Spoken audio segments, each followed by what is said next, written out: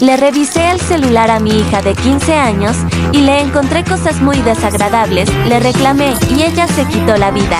Cuando ella tenía 13 años, empezó con una rebeldía impresionante. Mi esposo y yo quisimos maquillar las cosas, justificando que era la adolescencia y que era normal. Resulta que ella nos reclamaba porque todas sus primas tenían celular y ella no. Entonces decidimos darle un celular, pero después de eso, se puso más rebelde, empezó a ocultarnos cosas, le ponía clave al celular y tenía conductas sospechosas. Decidimos activar una aplicación que le ponía control al celular y así la controlamos por un tiempo. Cuando mi hija cumplió 15 años, nos pidió un celular de mejor gama y un viaje en lugar de la fiesta. Una semana después de su cumpleaños, le dimos el celular y ella estaba molesta porque con la aplicación que le pusimos tenía ciertas aplicaciones no disponibles, así que ella me pidió que por favor le quitara la restricción.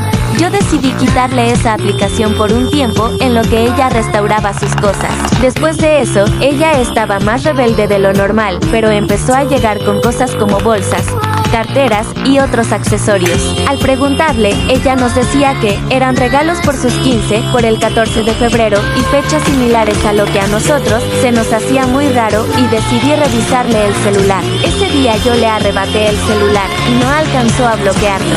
Cuando ve que le estoy revisando el celular, ella se va corriendo a su cuarto. Yo ahí supe que algo no era correcto. Empecé a ver y encontré unas cosas terribles. Mi hija de 15 años enviaba fotos desnudas a personas que ella no conocía. Andaba como con 4 personas que yo no conocía porque siempre le dijimos que no podía tener novios. Mi hija tenía una aplicación que simulaba ser una calculadora y resulta que ellos ponen ciertos números para entrar y guardar otras cosas. Yo ingresé con un número que ella le dio a su mejor amiga porque supuestamente ella era su confidente.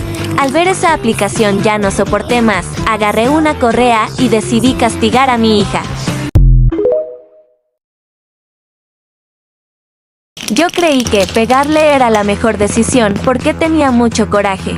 Yo sé que muchos me van a criticar, pero creí que era lo correcto. Ella se encerró en su cuarto y me dice que ella me podía explicar cómo a las 12 de la noche salió de su habitación para hablar. Ella me dijo que le pagaban por esas fotos, que una amiga de ellas las metió y que ellas les daba dinero, que eran varias niñas que estaban en eso. Ella me contestaba de una manera burlona y le di una cachetada. Salió corriendo para su cuarto y yo dije, bueno, ya mañana hablo con ella, no pasa nada. Al día siguiente yo la llamaba y ella no me respondía, así que a mi esposo y a mí nos tocó forzar la chapa, porque no teníamos acceso a su habitación. Cuando por fin la abrimos nos dimos cuenta que mi hija se había quitado la vida, se cortó y murió desangrada. Yo sé que muchos me van a culpar, pero les mando mi historia para evitar que a alguien le pase lo que yo pasé y tengan mucho cuidado con las redes de sus hijos. Aclaro que este audio es mío, pero la historia no. Es Yusabal, no se preocupen, pero la historia es real, pero a mí no me pasó, mis chiquis triquis.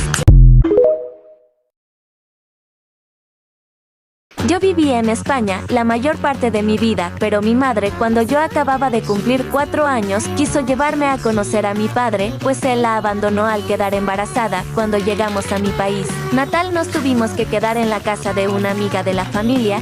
Era bastante grande y bonita, pero definitivamente no era a lo que yo estaba acostumbrada. Ahí conviví con 2 niños y un adolescente casi adulto.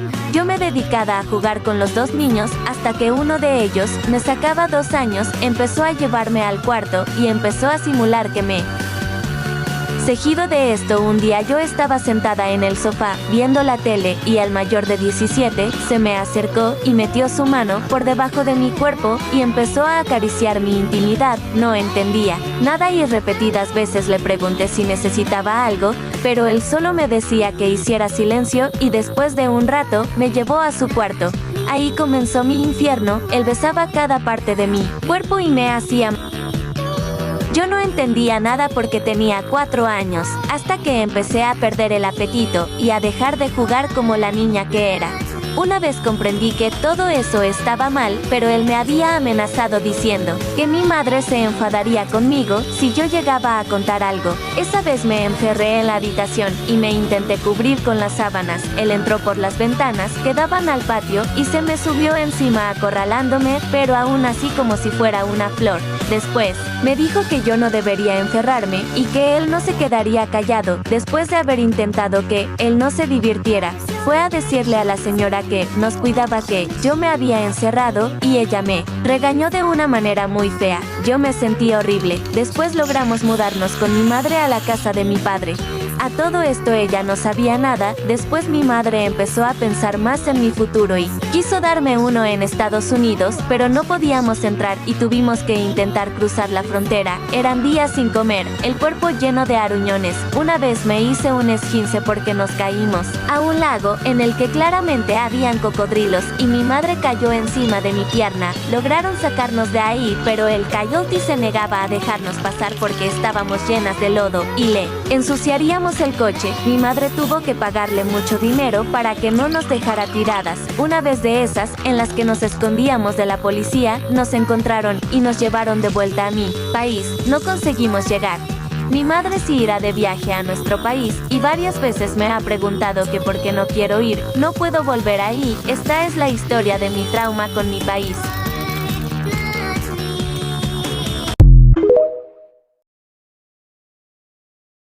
Storytime de cuando me secuestraron. Todo empezó un día al salir de clases. Recuerdo que ese día estaba lloviendo y yo no tenía paraguas. Siempre que salgo del cole voy con mis amigas, pero ese día no se pudo, así que tuve que ir sola. Estaba intentando taparme con lo que podía, hasta que me empecé a notar que una furgoneta me estaba siguiendo. Yo me empecé a ponerme nerviosa y me empecé a correr, hasta que de repente tropecé y de ahí me desmayé por el golpe. Cuando abrí los ojos, estaba en el maletero de una furgoneta, porque sí, era grande. Recuerdo que tenía la boca, las muñecas y los brazos atados con alambre duro. Me llegó un ataque de ansiedad y no pude parar de llorar. Intentaba gritar, pedir ayuda o soltarme, pero era imposible. El conductor, el secuestrador, no me podía escucharme porque había una especie de separación entre el maletero y los asientos.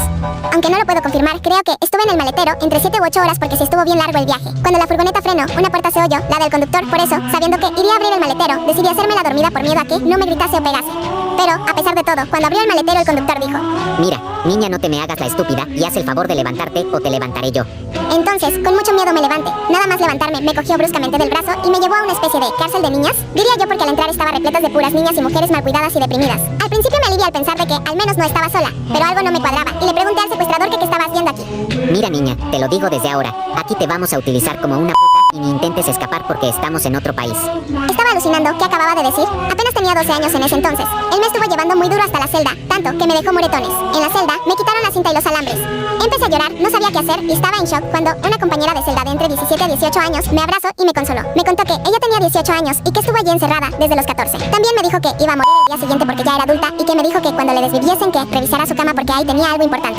Yo, aunque me dio pánico saber que una chica iba a morir y yo no sabía nada, también me invadió la curiosidad de saber qué había en su cama. Pues al día siguiente vi que la chica ya no estaba en su cama y me puse a llorar, pero a pesar de todo revisé su cama y encontré una nota en la que ponía: Parte 2. Parte 2. Y ahora sí comencemos.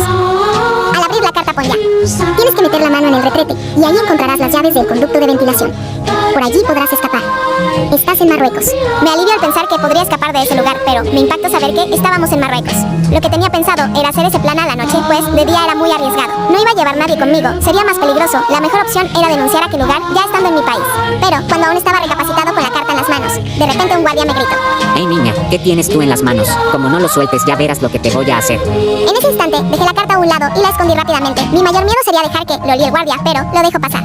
Pero, como era mi primer día, no trabajé en eso y la noche llegó.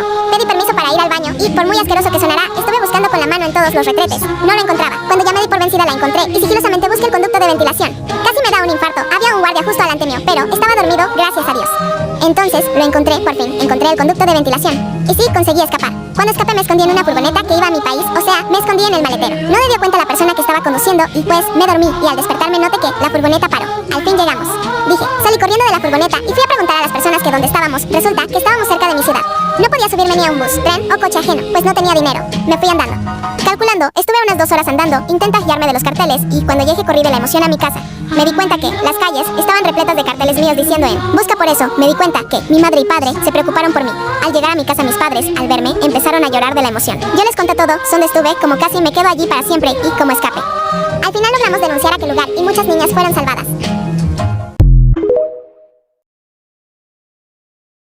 Storytime de cuando le guste a un profesor y él se puso celosos cuando tuve novio. Hola chicos, aquí otro Storytime. Estoy muy triste porque el otro día subí un video y quedó en flop. Lo tuve que borrar y ahora sí espero que no quede en flop. Y recordar que si usáis el audio dar créditos. Empezamos. Todo empieza en una nueva ciudad, porque mi mamá y yo nos tuvimos que mudar. Tenía que empezar una nueva vida en un nuevo cole, pero eso no me preocupaba mucho. Hay que aclarar que yo era muy bella y que tenía rasgos muy bonitos.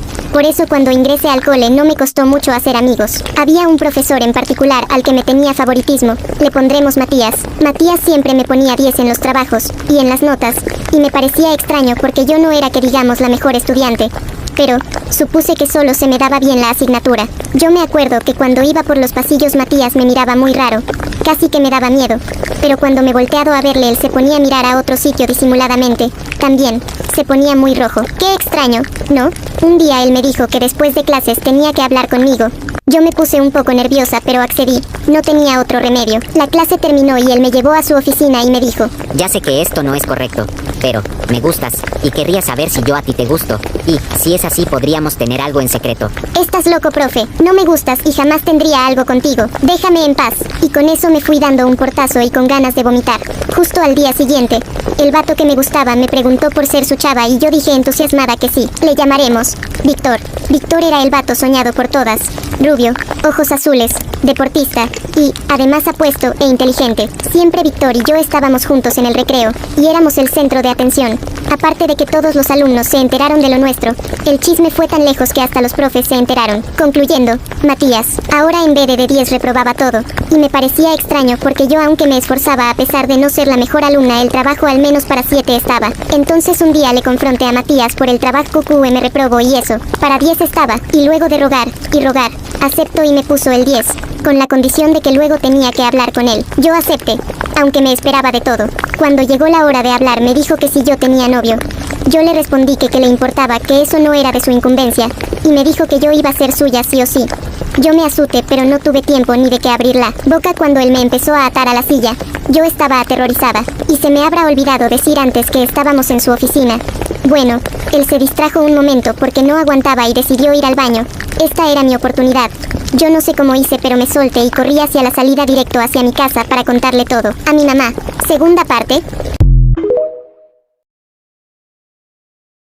Segunda parte del storytime de cuando le guste a un profesor y él se puso celoso cuando tuve novio. Bueno chicos, aquí la segunda parte. Y antes de empezar os agradezco por los 2000 likes del otro videito y por los 400 seguidores. Como siempre os digo, si utilizáis el audio dar créditos, y ahora sí comencemos. Quedamos en donde me escapé y fui hacia mi casa para contarle todo a mi mamá. Claro, ella no se lo tomó a bien, y ese preciso momento fue furiosa hacia el teléfono para reclamarle a la directora lo sucedido. Desafortunadamente, la directora no la creyó, y necesitaba pruebas para así denunciar a Matías y despedirlo. La directora estaba a punto de colgar cuando mi mamá dijo: Directora, se le olvida que hay cámaras y con eso hay más que pruebas. A la directora se le había olvidado que había cámaras y de inmediato se puso a revisarlas dándose cuenta que lo que contaba era cierto. ¿Qué pasó después? Que a Matías le denunciaron y despidieron por intento de abuso a menores de edad.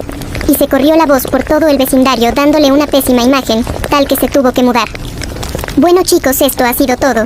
Esta parte ha sido más corta porque no se me había ocurrido gran cosa, y recordar que me podéis escribir vuestras historias por priv. Bye.